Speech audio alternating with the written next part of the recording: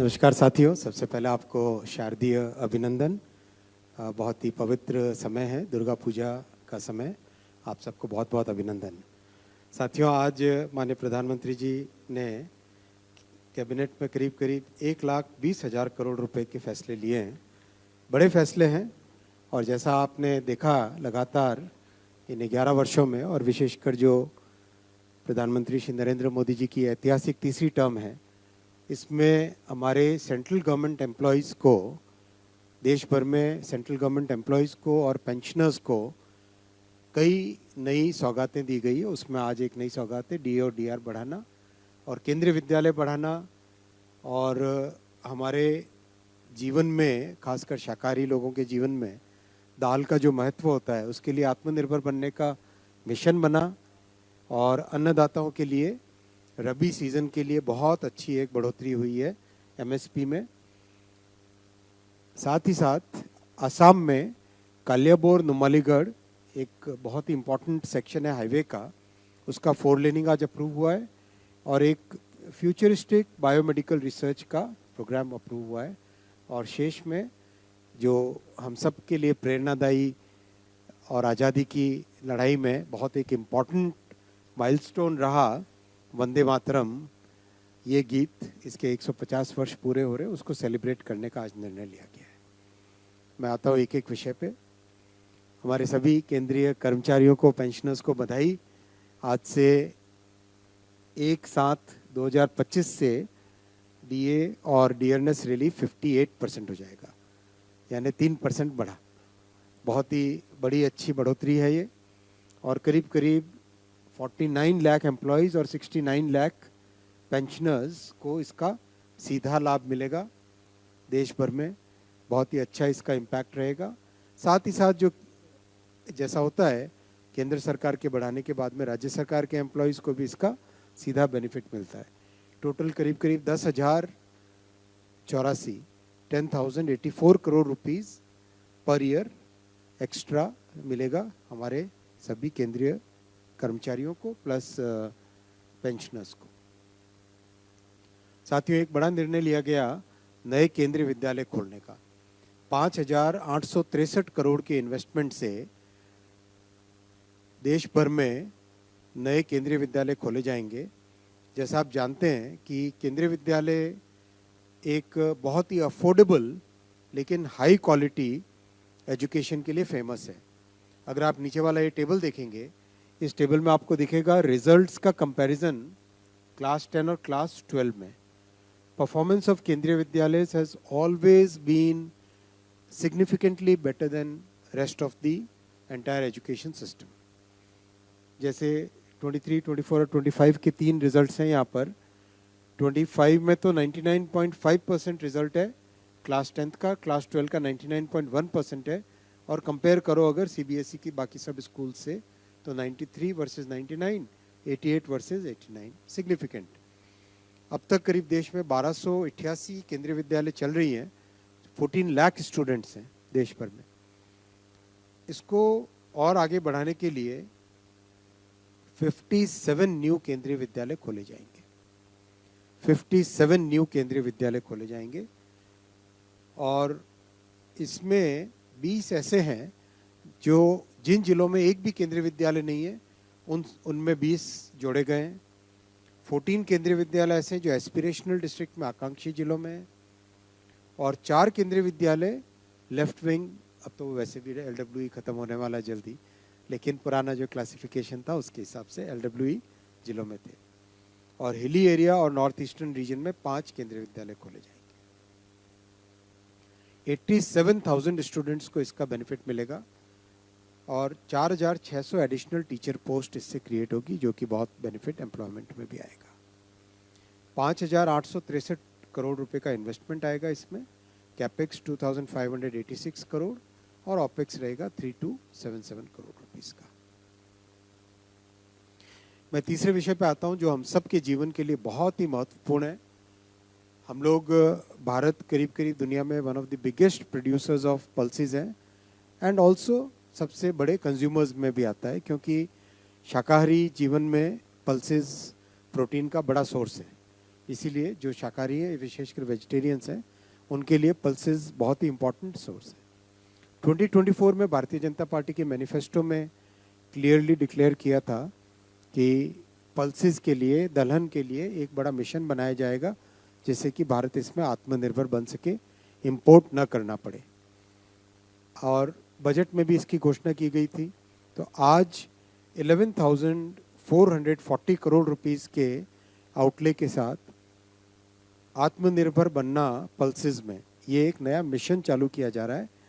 6 साल के इस मिशन में कई सारे नए इनिशिएटिव लिए जाएंगे, जिसके बारे में मैं आपको डिटेल में आगे बताता हूँ। सबसे पहले प्रोडक्टिविटी बढ़ाना, पल्सेस का बेटर सीड लेना, बेटर क्वालिटी के सीड, बेटर क्वालिटी के सीड में भी बेटर प्रोटीन की क्वांटिटी कैसे हो वो भी ध्यान। और अन्नदाताओं के लिए रबी सीजन के लिए बहुत अच्छी एक बढ़ोतरी हुई है एमएसपी में। साथ ही साथ असम में कालियाबोर नुमालीगढ़ एक बहुत ही इम्पोर्टेंट सेक्शन है हाईवे का, उसका 4 लेनिंग आज अप्रूव हुआ है। और एक फ्यूचरिस्टिक बायोमेडिकल रिसर्च का प्रोग्राम अप्रूव हुआ है। और शेष में जो हम सब के लिए प्रेरणादायी और आज़ादी की लड़ाई में बहुत एक इम्पॉर्टेंट माइलस्टोन रहा वंदे मातरम, ये गीत, इसके 150 वर्ष पूरे हो रहे, उसको सेलिब्रेट करने का आज निर्णय लिया गया है। मैं आता हूँ एक एक विषय पे। हमारे सभी केंद्रीय कर्मचारियोयों को, पेंशनर्स को बधाई। आज से 1/7/2025 से डीए और डियरनेस रिलीफ 58% हो जाएगा, यानी 3% बढ़ा। बहुत ही बड़ी अच्छी बढ़ोतरी है ये। और करीब करीब 49 लाख एम्प्लॉयज़ और 69 लाख पेंशनर्स को इसका सीधा लाभ मिलेगा देश भर में। बहुत ही अच्छा इसका इम्पैक्ट रहेगा। साथ ही साथ जो जैसा होता है केंद्र सरकार के बढ़ाने के बाद में राज्य सरकार के एम्प्लॉयज़ को भी इसका सीधा बेनिफिट मिलता है। टोटल करीब करीब 10,084 crore rupees per year extra मिलेगा हमारे सभी केंद्रीय कर्मचारियों को प्लस पेंशनर्स को। साथियों, एक बड़ा निर्णय लिया गया नए केंद्रीय विद्यालय खोलने का। 5,863 करोड़ के इन्वेस्टमेंट से देश भर में नए केंद्रीय विद्यालय खोले जाएंगे। जैसा आप जानते हैं कि केंद्रीय विद्यालय एक बहुत ही अफोर्डेबल लेकिन हाई क्वालिटी एजुकेशन के लिए फेमस है। अगर आप नीचे वाला ये टेबल देखेंगे, इस टेबल में आपको दिखेगा रिजल्ट्स का कंपैरिजन क्लास 10 और क्लास 12 में। Performance of Kendriya Vidyalaya has always been significantly better than rest of the entire education system. जैसे 23, 24 और 25 के 3 रिजल्ट्स हैं यहाँ पर। 25 में तो 99.5% रिजल्ट है क्लास 10th का, क्लास 12 का 99.1% है। और कंपेयर करो अगर सीबीएसई की बाकी सब स्कूल से, तो 93 वर्सेस 99, 88 वर्सेस 89, सिग्निफिकेंट। अब तक करीब देश में 1288 केंद्रीय विद्यालय चल रही हैं। 14 लाख स्टूडेंट्स हैं देश भर में। इसको और आगे बढ़ाने के लिए 57 न्यू केंद्रीय विद्यालय खोले जाएंगे। 57 न्यू केंद्रीय विद्यालय खोले जाएंगे। और इसमें 20 ऐसे हैं जो जिन जिलों में एक भी केंद्रीय विद्यालय नहीं है उनमें 20 जोड़े गए हैं। 14 केंद्रीय विद्यालय ऐसे हैं जो एस्पिरेशनल डिस्ट्रिक्ट में, आकांक्षी जिलों में है। और 4 केंद्रीय विद्यालय लेफ्ट विंग, अब तो वैसे भी एलडब्ल्यूई खत्म होने वाला है जल्दी, लेकिन पुराना जो क्लासिफिकेशन था उसके हिसाब से एलडब्ल्यूई जिलों में थे। और हिली एरिया और नॉर्थ ईस्टर्न रीजन में 5 केंद्रीय विद्यालय खोले जाएंगे। 87,000 स्टूडेंट्स को इसका बेनिफिट मिलेगा। और 4,600 एडिशनल टीचर पोस्ट इससे क्रिएट होगी, जो कि बहुत बेनिफिट एम्प्लॉयमेंट में भी आएगा। 5,863 करोड़ रुपए का इन्वेस्टमेंट आएगा इसमें।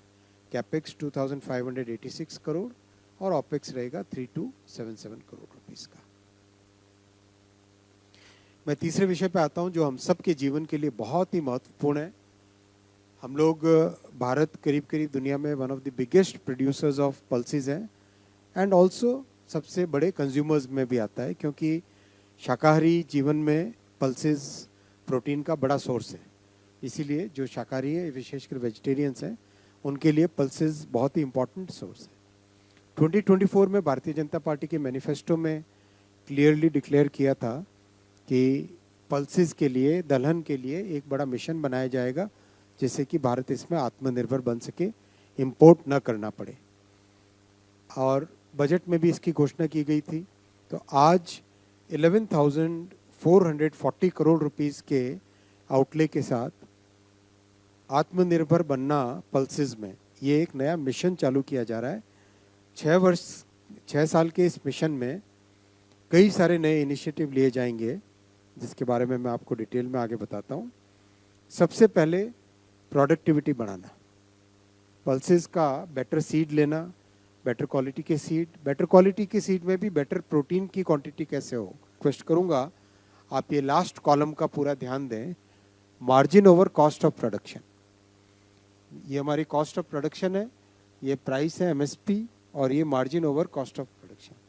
तो 50% से ज़्यादा मार्जिन होना चाहिए किसी भी क्रॉप में एमएसपी से। तो यहाँ पर अगर आप देखेंगे 109%, 58%, 59%, 89%, 93%, 50%। तो 50% margin over the cost of production, ये एक बहुत बड़ा कमिटमेंट है।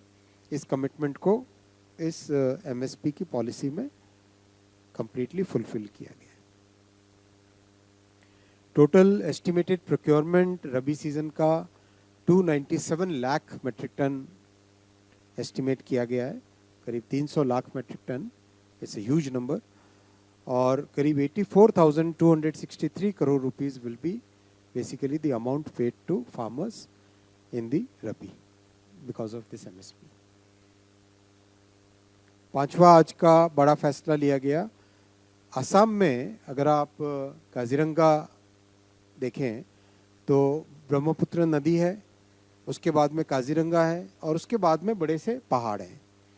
तो क्या होता है कि हर मॉनसून में, और विशेषकर नॉर्थ ईस्ट में बारिश का पीरियड काफ़ी लंबा रहता है, तो काजीरंगा से राइनो और बाकी सब काजीरंगा में रहने वाले प्राणी, वो सब के सब they start coming towards the hilly area, then they have to cross the road, और उसके कारण काफ़ी एक दिक्कत रहती है, एनिमल कॉन्फ्लिक्ट भी रहता है, कई बार एनिमल्स की डेथ भी रहती है, उसमें एक्सीडेंट्स रहते हैं।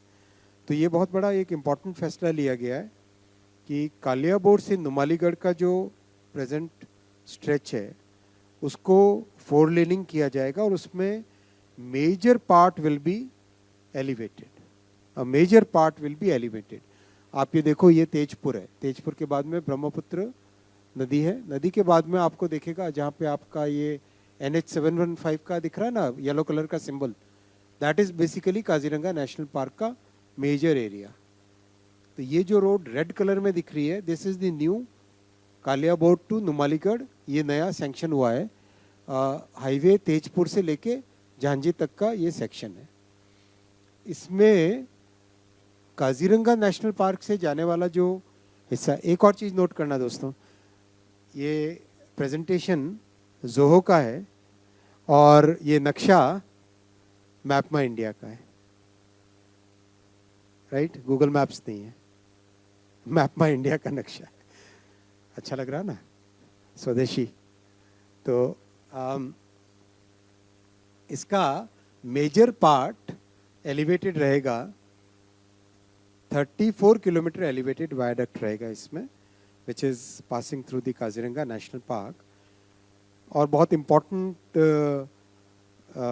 इसमें रहेगा कि जो टाइगर कंजर्वेशन, राइनो कंजर्वेशन और वाइल्ड लाइफ के नेशनल वाइल्ड लाइफ का बोर्ड है, इन सब वाइल्ड लाइफ इंस्टीट्यूट है, इन सब के साथ मिलकर बहुत सारे इनिशिएटिव्स लिए गए हैं जिससे कि एनिमल्स कोई भी उनको नुकसान ना हो। इसका एक एग्जांपल थोड़ा इससे अलग है, ये पेंच टाइगर रिजर्व है मध्य प्रदेश में है। यहाँ पर एक एलिवेटेड कॉरिडोर जब बना तो आप देख रहे हैं कि ये एलिवेटेड कॉरिडोर है पूरा का पूरा, और उधर नीचे से कोई भी जानवर आराम से जाएं बिना कोई कॉन्फ्लिक्ट हुए between the vehicles and the animals, ये ध्यान रखा गया है। वैसी की वैसी इसी एक्सपीरियंस को काम में लेते हुए काजीरंगा में भी सेम, और अब ये काफ़ी एक तरीके से स्टैंडर्ड बनता जा रहा है। जहाँ भी वाइल्ड लाइफ सेंचुरीज में से कोई प्रोजेक्ट लीनियर जाता है, उस लीनियर प्रोजेक्ट्स में this kind of structure is being used. बहुत इंपॉर्टेंट रहेगा, इससे अपर असम, नागालैंड, अरुणाचल प्रदेश, इन सब की कनेक्टिविटी बहुत बढ़ेगी, और जो ह्यूमन और व्हीकल और एनिमल्स का जो कॉन्फ्लिक्ट होता था that will be properly sorted out. Sixth है, बहुत ही इम्पॉर्टेंट है नौजवानों के लिए, देश के भविष्य के लिए, जो एक फाउंडेशन ले की जा रही है लगातार साइंस एंड टेक्नोलॉजी में इन्वेस्टमेंट करने से। बायोमेडिकल रिसर्च करियर प्रोग्राम का फेज 3 आज अप्रूव हुआ है with N outlay of 1500 crore. अगर आपको ध्यान होगा, प्रधानमंत्री जी की इस ऐतिहासिक तीसरी टर्म में one of the first policies approved was of bio E3। तो बायोमेडिकल, बायो साइंसेज, बायोटेक्नोलॉजी, ये एक बड़ा एरिया उभर के निकल के आ रहा है, जो आईटी, सेमीकंडक्टर, एआई, इन सब के बराबर की पोटेंशियल है बायोमेडिकल की, और बायोफिजिक्स की, बायोटेक्नोलॉजी की, बायोसाइंसेस की। इसीलिए इस एरिया में बहुत ध्यान दिया जा रहा है। आपको जानकर आप जानते हैं करीब करीब 100 से अधिक देशों को आज हम वैक्सीन एक्सपोर्ट करते हैं। All this is possible because of the huge emphasis given on biosciences. और इस एम्फेसिस को और आगे बढ़ाते हुए BRCP, biomedical research career programme, यानी बायोमेडिकल में रिसर्च टैलेंट डेवलप करना, world class scientific talent develop करना, उनको सपोर्ट करना, उसके लिए ये प्रोग्राम क्रिएट किया गया है। अब तक इस प्रोग्राम में 2388 करोड़ रुपीस का इन्वेस्टमेंट किया गया है फर्स्ट और सेकंड फेज में, और आज जो थर्ड फेज अप्रूव हुआ है उसका 1500 करोड़ रुपीस का है। ये पास्ट फेज 2 के इम्पैक्ट दिखाए गए हैं, किस तरह से 500 से ज़्यादा रिसर्च फेलोशिप्स, ओवरऑल एक बहुत अच्छा न्यू लेबोरेटरीज बनी, 130 से ज़्यादा पैटेंट्स बने, पैटेंट्स एक्सेप्ट हुए 30 से ज़्यादा, तो 2300 स्टूडेंट्स। एक ये भी बहुत इंपॉर्टेंट है, 90 international and national recognitions. Biosciences में इंटरनेशनल रिकॉग्निशन मिलना बहुत टफ होता है, but this we have been able to achieve because of the sustained work in this field. और अब 401 रिसर्चर्स को सपोर्ट करने के लिए over a period of 6 years phase 3 approve हुआ biomedical research career programme. Total research fellowships 192, collaborative grants 106, research management 103। साथियों, आज एक बहुत बड़ा फैसला लिया गया, जो हमारा देश को, संपूर्ण देश की आज़ादी में जिस गीत ने बड़ा रोल प्ले किया था, वंदे मातरम, आज उसके 150 ईयर्स को सेलिब्रेट करने का बड़ा फैसला लिया गया। देश भर में सेलिब्रेट किया जाएगा, और विशेषकर हमारे नौजवानों को, यूथ को, छात्रों को, जो कि कई बार पुराने इतिहास के साथ इतने जिनको नॉलेज न हो, जानकारी न हो, उन सब को जोड़ के उन सब में इस गीत की जो मूल भावना है, उस भावना को जोड़ते हुए मनाया जाएगा। बहुत बहुत धन्यवाद।